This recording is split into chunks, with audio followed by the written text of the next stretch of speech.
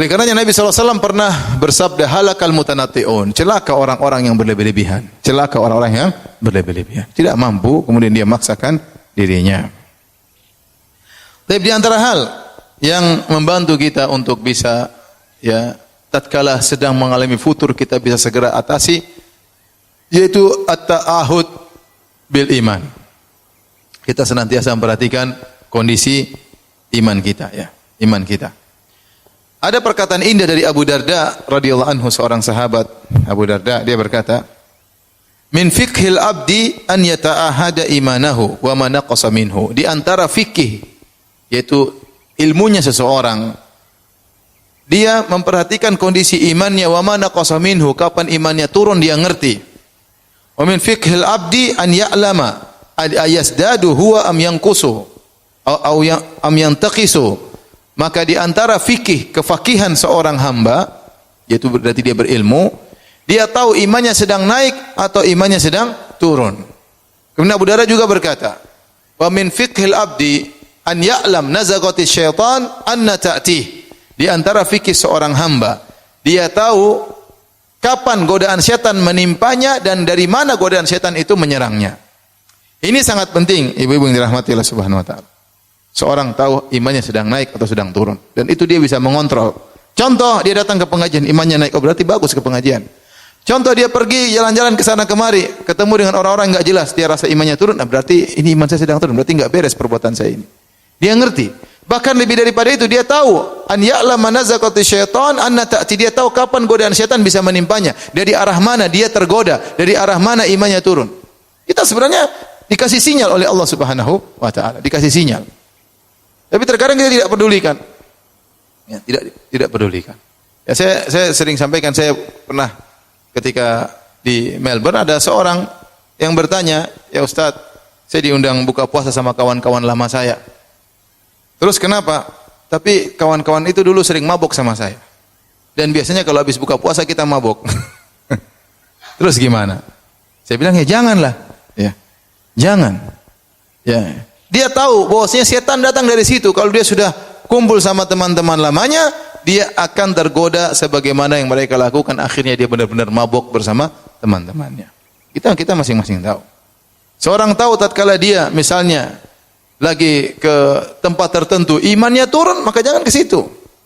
Seorang tahu kalau dia bertemu dengan si fulanah kawan lamanya, dia akan terjebak, dibawa kepada yang haram, maka jangan dia ketemu si fulanah tersebut. Jadi dia tahu kapan setan bisa menggoda. Dan setan sangat cerdas, ibu yang dirahmati Allah Subhanahu. Dia tahu si fulanah ini digodanya dengan ini, si fulanah ini digodanya dengan ini. Ini yang ibu ini digodanya dengan tas, ya misalnya ini. Ya, saya enggak tunjuk ibu tertentu ya. Ya, misalnya ibu yang ini digoda dengan, ya misalnya baju-baju fashion yang mahal-mahal misalnya. Setan tahu ya. Sehingga dia tergoda di situ, ini tergoda di sini ya. Yang satunya digoda dengan ini, setan tahu siapa yang dia goda dan dengan godaan apa setan menggodanya. Sama seperti lelaki, ada yang digoda dengan wanita, mungkin dia tidak tergoda, tapi digoda dengan jabatan, dia KO. Ya. Digoda dengan popularitas, dia tidak bisa bertahan. Sebaliknya ada yang digoda dengan uang haram, dengan uang riba, dia tidak mau, tapi digoda dengan wanita, dia langsung KO, bertukuk lutut, tidak mampu. Setan tahu, ya. Setan sudah pengalamannya. Oleh karenanya, ya, terutama ibu-ibu yang baru hijrah, hati-hati ya.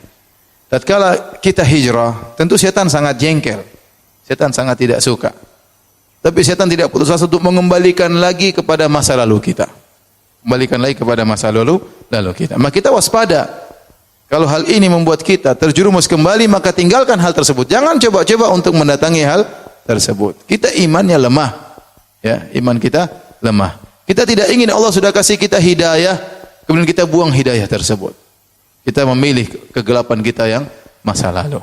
Sebagian orang kalau berjalan-jalan, berkelana di dunia Facebook, imannya turun, jangan berkelana di dunia Facebook ya. Dia masuk di Facebook, lihat teman-teman lamanya, lihat cowok-cowok lamanya ya. Lihat, dan bisa saja setan ingin tahu gimana kabarnya sih. Sudah kawin belum sih? Sudah, coba istrinya, cantikan saya daripada istrinya. Mulailah. Namanya manusia, kita nggak tahu. Ya. Mengecek akun-akun orang. Akhirnya apa? Berkelana hal tersebut buat iman kita apa? Turun. Kalau kita tahu iman kita turun di situ, jangan coba-coba. Kalaupun kita terlanjur, segera istighfar. Segera bertobat kepada Allah Subhanahu wa taala. Oleh karena ini sangat penting, seorang harus tahu kapan imannya naik dan kapan imannya turun dan dari mana dia terjatuh. Dia harus ngerti. Ya. Ada orang mungkin kalau digoda dengan lain dia bisa kuat, tapi digoda dengan musik dia enggak kuat. Tahu-tahu kepalanya goyang-goyang sendiri.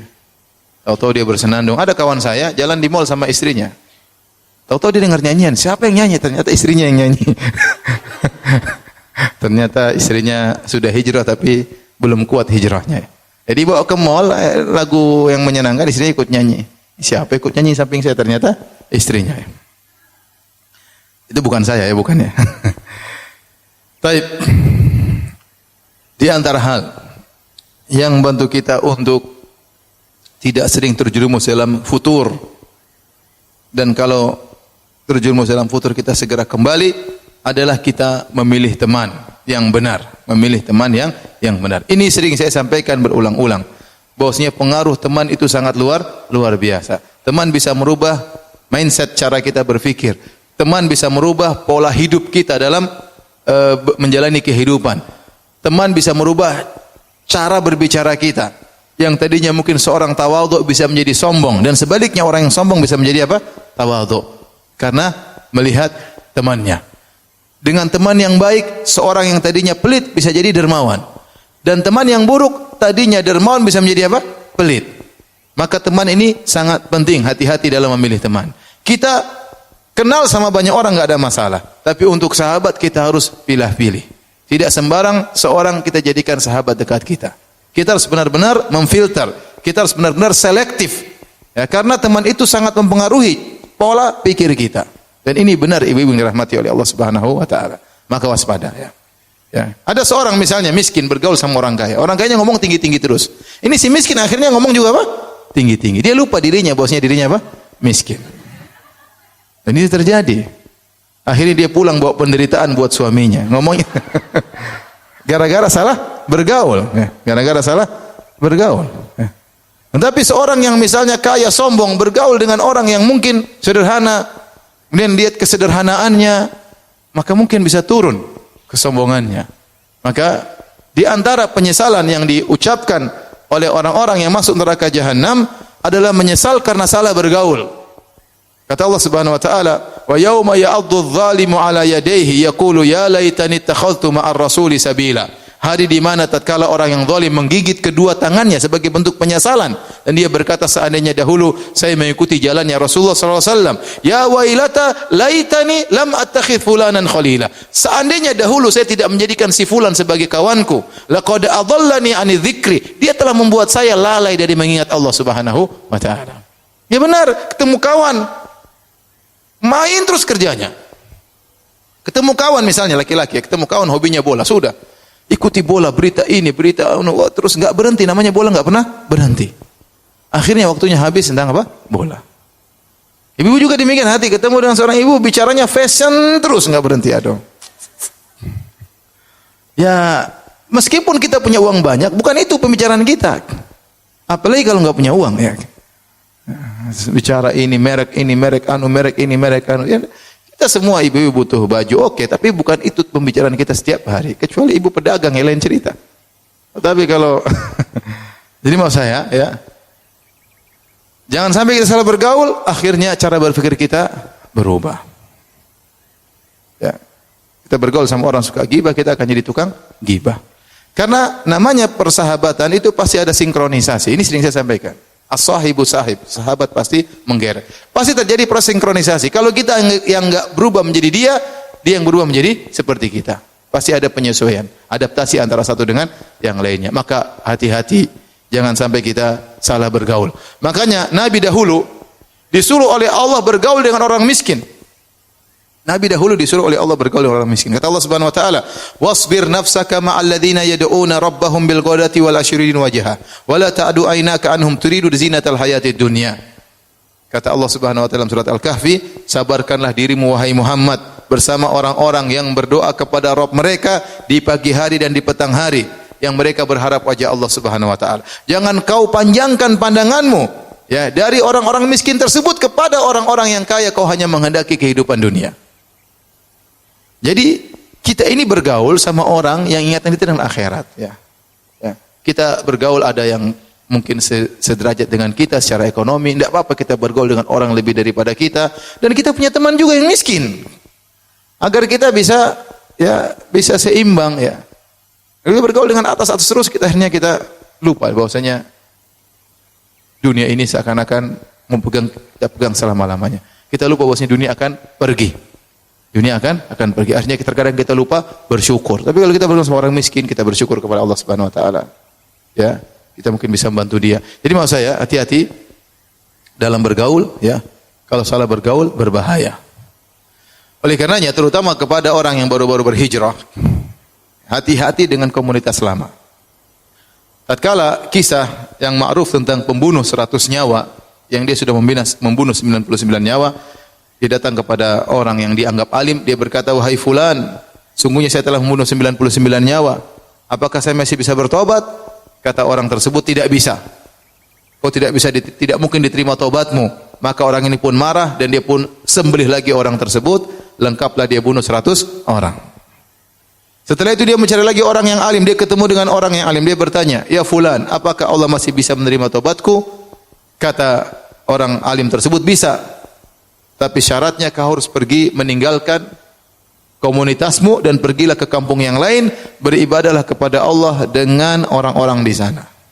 Maka kemudian dia berjalan meninggalkan kampungnya menuju kampung yang lain. Di tengah perjalanan belum sampai ke kampung tersebut dia meninggal dunia.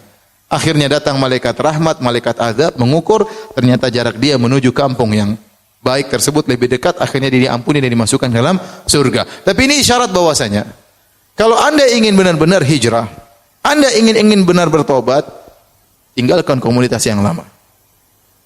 Kalau Anda ingin benar-benar berhijrah. Tapi kalau berhijrah tapi masih gaul sama komunitas lama, yang masih suka joget-joget, yang masih suka nyanyi-nyanyi, yang masih suka glamor kehidupannya, susah. Anda hijrahnya tidak akan sempurna. Dan suatu saat Anda akan bisa kembali lagi. Dan orang yang baru berhijrah benar-benar diintai oleh syaitan. Syaitan ingin mengembalikan dia lagi. Syaitan ingin mengembalikan dia lagi. Di dalam hijrah, Anda anti hijrah, serius. Hijrah, jadi insya Allah Allah kasih kawan-kawan yang lain. Yang bisa kita enjoy dalam bergaul, enjoy dalam bersahabat. Alhamdulillah. Dan insya Allah Allah berikan kelezatan yang lebih daripada komunitas yang lama. Tetapi kalau kita ternyata hijrahnya ragu-ragu, masih sering gaul sama komunitas lama, maka sangat mudah kita kembali lagi. Ustaz, apa kita harus putuskan hubungan sama komunitas lama? Jawabannya tidak. Tetapi bergaul sekedarnya. Sekedarnya boleh. Kita tetap say hello, mungkin masih di grup. Tapi kalau ternyata memang benar-benar mengganggu, kita harus tinggalkan mereka karena Allah Subhanahu wa taala. Kalau tidak, maka suatu saat kita akan kembali lagi atau hijrah kita akan ragu-ragu ya.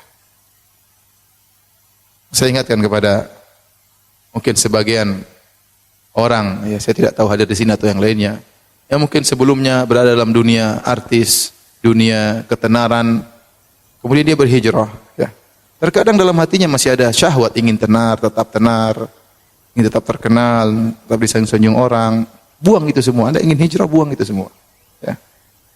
Kalau mau hijrah, buang itu semua. Adapun hijrah tapi tetap saja masih mau disanjung orang, tetap saja ingin tampil bersama yang lainnya, maka saya rasa hijrah itu kurang sempurna. Ya.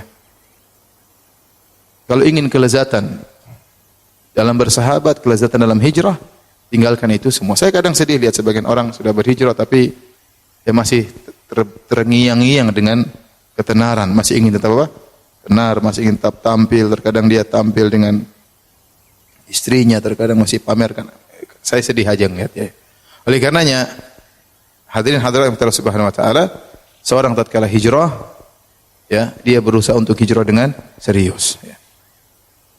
say hello, tetap ada dengan kawan-kawan lamanya, tapi jangan kemudian intens dengan mereka, karena iman ini kita lemah, kita rawan kembali lagi. Kita rawan kembali lagi. Saya kapan ditelepon seorang, Ustaz, saya sudah lama meninggalkan musik. Tapi saya dengar ada yang bilang musik boleh, Ustaz. Gimana? Saya mau kembali lagi. Jangan, saya bilang. Aduh, antum sudah dapat nikmat jauh dari musik, nikmat mendengarkan Al-Quran, nikmat mendengar pengajian, kemudian mau rusak lagi antum dengan musik-musik yang sudah antum tinggalkan. Untuk menghilangkan racun musik dari hati sih tidak gampang. Saya aja yang sudah jadi ustaz terkadang dengar musik masih apa? Masih goyang. mengganggu. Lagi yang baru apa? Baru hijrah ya. Ya, racun itu sulit, terkadang sudah kita buang muncul lagi racun tersebut ya.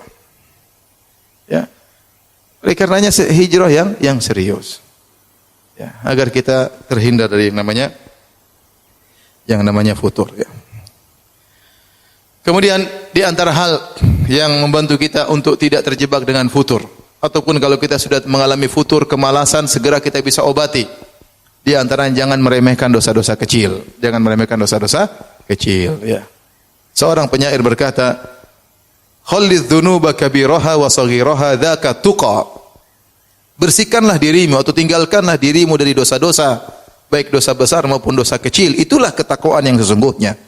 Wahdhar kamashin fawqa ardi syauqi yahdharu ma yara. Jadilah engkau seperti seorang yang berjalan di satu jalan yang banyak durinya, maka dia senantiasa waspada, jangan sampai ada duri besar, duri kecil yang menusuknya, senantiasa dia waspada. La tahqiranna saghiratan innal jibala minal hasa. Jangan kau pernah meremehkan dosa kecil, sungguhnya gunung berasal dari kumpulan batu-batu yang kecil. Oleh karena seorang waspada ya, sering dia akhirnya futur gara-gara dosa-dosa kecil. Ya, misalnya mengumbar pandangan secara syariat dia bukan dosa besar, dia dosa kecil. Tapi kalau orang meremehkan hal tersebut, dia mengumbar, terbiaskan pada hatinya. Maka kemudian apa yang dia lihat semuanya masuk dalam hatinya, akhirnya dia timbul kemalasan. Ya, timbul rasa malas. Contoh, ya mungkin, Ustaz, masa kita enggak boleh nonton bioskop? Ya, boleh, tapi film apa? Ipin Upin terus musiknya dimatiin. Tapi kalau orang nonton misalnya film-film baru ya, itu bukan dosa besar. Kalau kita bicara syariat, dia bukan apa dosa besar. Dia dosa kecil, tetapi tatkala kita biasakan hal tersebut, itu pasti membias dalam hati kita, pasti. Kita melihat wanita yang cantik jelita di film tersebut ya, yang mungkin lihat seorang wanita melihat lelaki yang tampan, kemudian macam-macam, akhirnya dia bandingkan dengan suaminya, sang suami bandingkan dengan istrinya ya. Filmnya bagus sekali sayang, iya karena artisnya cantik. Nah, begitu ya. Akhirnya istri bilang ya, Abi filmnya bagus ya karena aktornya tampan misalnya. Dan itu dosa kecil tapi terbias dalam hati kita, akhirnya itu membuat kita malas. Makanya seorang salaf pernah berkata, saya terhalangi dari salat malam gara-gara dosa yang pernah saya kerjakan. Akhirnya kita malas banget salat malam. Kita malas banget untuk apa? Baca Quran. Kenapa? Karena hati kita sudah dimasuki oleh maksiat meskipun dosa-dosa kecil. Maka seorang berusaha ya kalau dia tidak mampu meninggalkan secara total, paling tidak dikurangi sedikit demi sedikit. Kalau dia belum bisa menghindari, tetap istighfar kepada Allah Subhanahu wa taala. Astagfirullah. Saya katakan demikian karena saya sendiri pernah mengalami terus berat sekali. Saya dulu main musik, kemudian saya tinggalkan musik, enggak gampang ya. Bertahap ya. Tidak bisa langsung meninggalkan musik karena sudah terlanjur merasuk dalam hati saya ya. Susah. Tapi saya berusaha meninggalkan sampai saya meninggalkan secara total. Betapa sering setan menggoda saya. Saya sudah tinggalkan, tahu-tahu dalam mimpi saya main gitar. Benar, demi Allah, berapa kali saya mimpi seperti itu. Saya sudah lupa lagu tersebut, dalam mimpi setan mengingatkan lagu tersebut. Saya bangun, ya Allah, lagunya masih saya hafal. Coba, ini setan. Itu memang benar. Saya mengalami sini, saya tidak bilang tinggalkan total tidak mudah. Saya bicara yang realistis aja. Mungkin di antara anti yang punya hobi tertentu, ya sudahlah, pelan-pelan lah. Ya, kalau bisa tinggalkan total, alhamdulillah. Kalau enggak bisa, harus ada niat untuk meninggalkan hal tersebut. Kalau enggak, kita akan mengalami futur, kemalasan yang bertambah-tambah tidak hilang dari diri kita. Kenapa? Karena kita bergelimang dengan dosa-dosa meskipun dosa-dosa kecil. Saya tidak bicara dosa besar seperti zina, minum khamr, enggak. Ya. Dosa-dosa kecil juga punya pengaruh terhadap kerajinan kita atau kemalasan kita dalam beribadah. Dan itu sudah pasti, tidak mungkin tidak. Sudah pasti dan mungkin tidak. Ya. Ini ya di antara hal yang mungkin membantu kita untuk terhindar dari futur adalah kita berusaha menyelamatkan diri kita dari dosa-dosa kecil. Kalau kita terjerumus segera istighfar, astagfirullah. Astagfirullah, Allah Maha Mengampun. Tuhan kita itu Maha Baik. Betapa sering kita terjerumus dalam maksiat, kita minta ampun, Allah terima taubat kita. Kemudian yang berikutnya, jangan buang-buang waktu, Ibu-ibu yang dirahmati Allah Subhanahu wa taala, ya, waktu ini kita usahakan kita manfaatkan. Dan Rasulullah sudah ingatkan, nikmatani maghbunun fihima katsirun minan nas. Ya, dua kenikmatan yang banyak orang terpedaya dalamnya adalah sehat wal faragh. Adalah sehat dan waktu luang.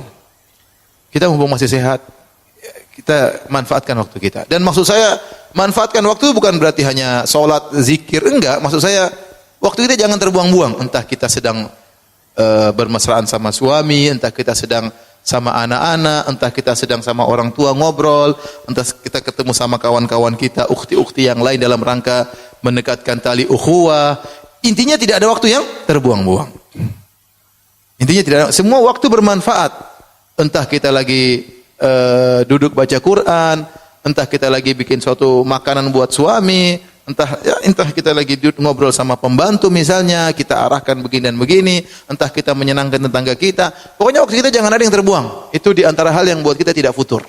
Sehingga setiap waktu yang ada kita alami semuanya berpahala. Karena saya sering sampaikan bahwasanya ibadah bukan cuma baca Quran, bukan cuma zikir, senyum sama suami, ngurusin anak-anak, telepon orang tua, ziarah ke orang tua, telepon kakak adik, ketemu dengan keponakan, banyak yang bisa kita kerjakan.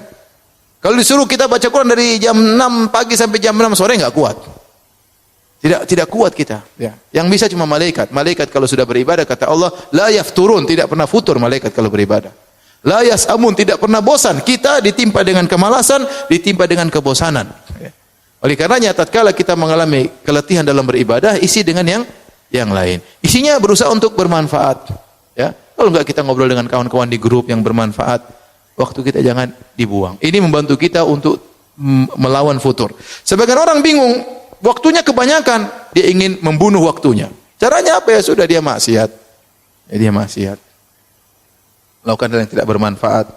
Ya, sementara waktu terus berjalan, umur kita semakin berkurang, ya, wajah semakin keriput, ya, dan seterusnya. Tubuh semakin membengkak. Oleh karenanya jangan buang-buang waktu. Yang terakhir yang dirahmati Allah Subhanahu wa taala, atau sebelum yang terakhir, punya rutinitas harian yang kita berusaha tidak kita tinggalkan apapun yang terjadi. Saya tidak usah bilang banyak-banyak, tapi yang penting kita berusaha melaksanakan rutinitas tersebut. Contohnya, zikir pagi petang jangan pernah tinggalkan. Sudah, saya punya jadwal, saya harus zikir pagi, zikir petang. Ustaz, saya sibuk lupa sampai maghrib belum zikir. Tidak apa-apa, habis maghrib boleh zikir petang, tidak ada masalah. Ustaz, saya lupa zikir pagi, ketiduran bangun jam 7 siang. Tidak apa-apa, zikir pagi tidak ada masalah. Boleh. Seharusnya kita zikir pagi setelah sholat subuh sebelum terbit matahari. Tapi kalau terlambat tidak apa-apa, diqadha, tidak ada masalah. Sama, seharusnya kita zikir malam atau zikir petang kalau bisa sebelum maghrib. Dan ada sebagian yang setelah maghrib. Tetapi seandainya kita lupa pada isya baru ingat, tidak ada masalah kita zikir petang, tidak ada masalah. Ini namanya wirid harian, jangan kita tinggalkan. Ya. Kita punya target misalnya, setiap hari saya harus baca, saya enggak usah banyak-banyak ibu, 1 halaman saja. Saya enggak bilang ibu baca setengah juz, 1 juz, 2 juz, enggak. Enggak usah bikin grup juz-juzan, enggak usah ya. Ya. Yang penting saya punya target bawa Quran, ininya harus pindah tiap hari, apa namanya? Talinya harus pindah tiap hari. Ya. Apa namanya? Marknya. Ya, itu dipindahin tiap hari. Paling tidak sehari saya baca 1 lembar. Kalau tidak ada waktu lagi itu memang kebangetan. Kita baca berita di internet berjam-jam kita kuat. Bolak-balik lihat model sepatu kita kuat. Tas kita lihat terus berjam-jam meskipun enggak punya duit kita kuat. Masa kita membaca Quran tidak kuat? Harus ibu-ibu. Dan tidak mengapa wanita haid baca Quran, enggak ada masalah. Yang penting jangan dipegang langsung Al-Qur'annya. Pokoknya buka, disitulah ketenangan, disitulah kebahagiaan. Disitulah Allah akan menjaga hati kita. Nanti setiap malam Jumat atau hari Jumat baca surat Al-Kahfi. Seminggu sekali kita baca. Karena dalam hadis disebutkan barang saya baca surat Al-Kahfi, Allah akan berikan sinar antara dia sampai Jumat ini sampai Jumat berikutnya. Itu di antara hal yang membantu kita untuk diberi petunjuk oleh Allah Subhanahu wa taala. Sudah enggak usah banyak-banyak, itu aja saya bilang. Enggak usah banyak-banyak, yang penting salat malam 1 rakaat enggak ada masalah kalau bisa. Kalau enggak bisa yang tadi aja dulu, ya. Rutin, ya. Kemudian jangan lupa mendoakan orang tua, mendoakan anak-anak. Tapi yang terakhir yang ingin saya sampaikan adalah banyak berdoa kepada Allah agar kita dikokohkan hati kita, dan di antara doa yang paling agung adalah ya muqallibal qulub tsabbit qalbi ala dinik. Dan di antara doa yang paling agung adalah ihdinas siratal mustaqim. Itu doa yang paling agung. Bahkan wajib kita baca dalam salat. Kalau kita tidak baca, salat kita tidak sah. Yang jadi masalah kebanyakan kita baca tidak kita renungkan. Itu yang jadi masalah. Ihdinas siratal mustaqim maksudnya apa? Ya Allah, tunjukkanlah aku kepada jalan yang lurus. Kalau sudah aku menempuh jalan yang lurus, ya Allah kokohkan aku di atas jalan tersebut. Itu maksudnya. Tapi kita sering baca ihdinas siratal mustaqim kayak numpang lewat karena kita sudah saking hafalnya. Bahkan pikiran kita ke pasar pun kita bisa baca ihdinas siratal mustaqim. Saking hafalnya. Tapi saya ingatkan untuk diri saya pribadi dan ibu sekalian, benar-benar kalau kita mengucapkan ihdinas siratal mustaqim, maka hendaknya kita serius, ya. Benar-benar kita minta petunjuk kepada Allah Subhanahu wa taala.